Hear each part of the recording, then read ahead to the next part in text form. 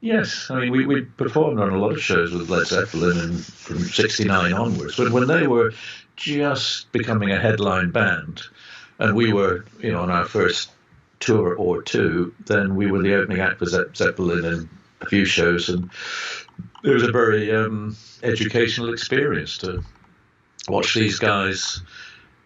And over the next 2 or 3 years, we played a few more shows, so we saw them evolve into being global superstars.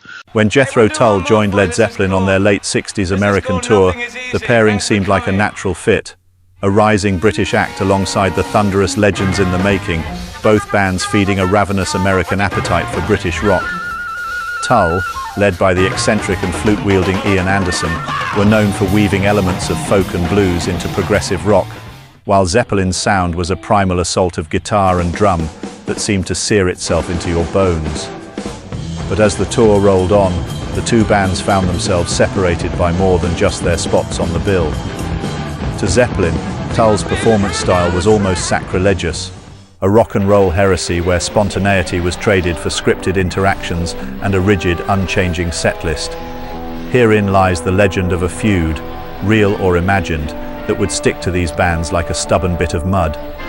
In Zeppelin's eyes, Jethro Tull's approach to live performance was practically unthinkable. Every night, Anderson's band delivered the same songs in precisely the same order, and the banter was just as rehearsed as the music. For Tull, this precision was a point of pride, a way to create a consistently powerful experience for the audience, no matter the city or the night. Anderson's theatrical flair, a kind of whimsical character acting where he played the madcap flute player with a hint of medieval jest, required that consistency. It allowed Tull to deliver their best and maintain control of a complex, intricate sound. But Zeppelin didn't see rock as something to be carefully contained. Every concert was, to them, an experiment in raw energy, like harnessing the rawest possible storm. Zeppelin believed in the explosive power of improvisation, the thrill of uncertainty, the heady communion with the crowd.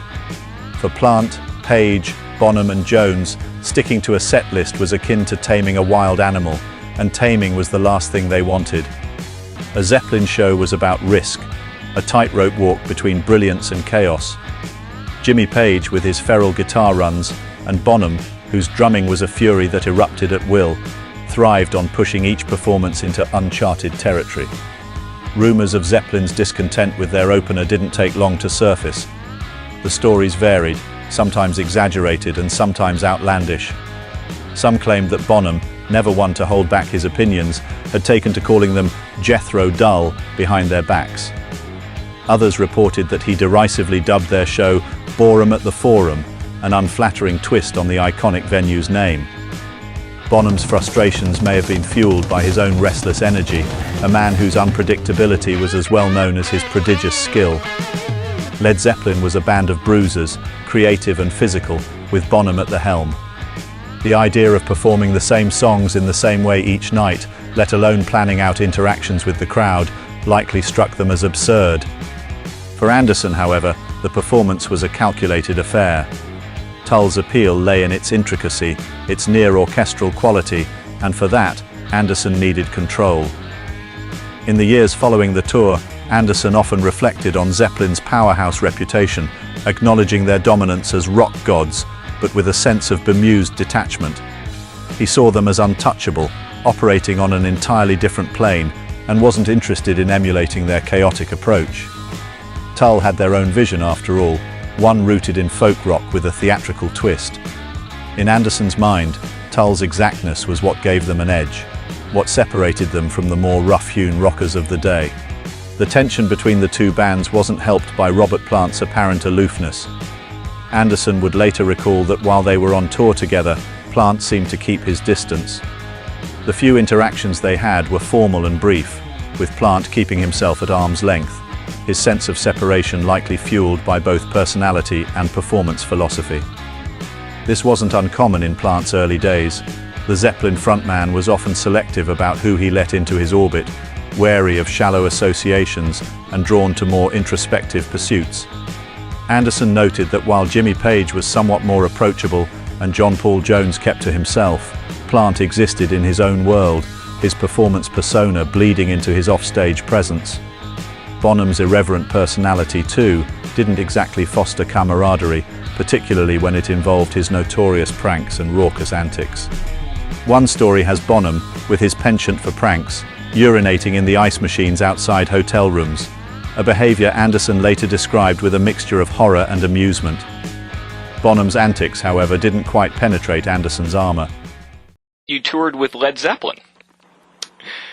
We did, but happily outside the orbit of their nightly shenanigans, although Jimmy Page used to show us Polaroids. Yeah, that's about it. We kind of heard the tales, but we were on the periphery of all that, didn't really experience it. To Anderson, Tull's on-tour experience with Zeppelin was less an intimate partnership and more a shared coexistence, the way travelers might pass each other on a long road without much conversation. Tull was the polite, well-mannered support band. Zeppelin were the wild headliners, the thunderous rock behemoths whose reputation preceded them. Anderson knew where his band stood and had little illusion about breaking down Zeppelin's wall. Yet, the feud continued to grow in the public's imagination, fueled by fans, critics, and even other musicians who saw this clash of styles as emblematic of a deeper ideological rift in rock itself.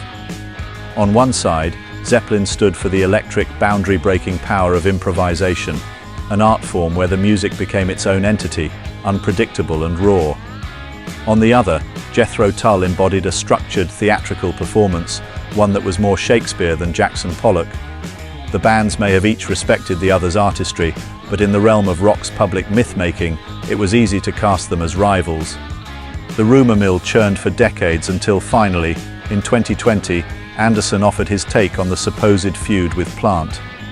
In an interview, he brushed off the notion with characteristic dryness. "What feud?" he retorted, claiming there had been no tension on his end.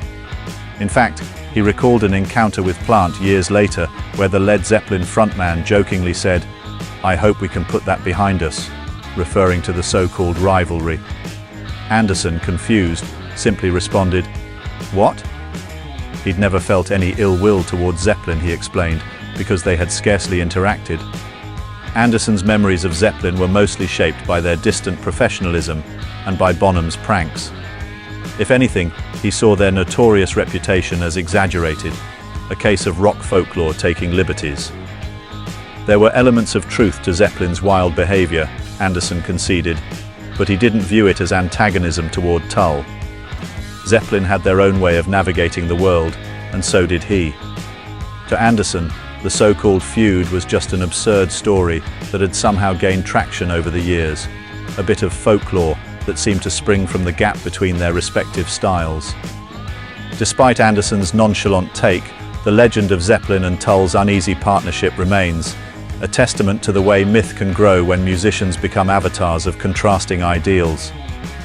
Zeppelin's legacy is cemented as the quintessential rock band, a group that redefined live performance through an almost alchemical mix of energy, improvisation, and risk.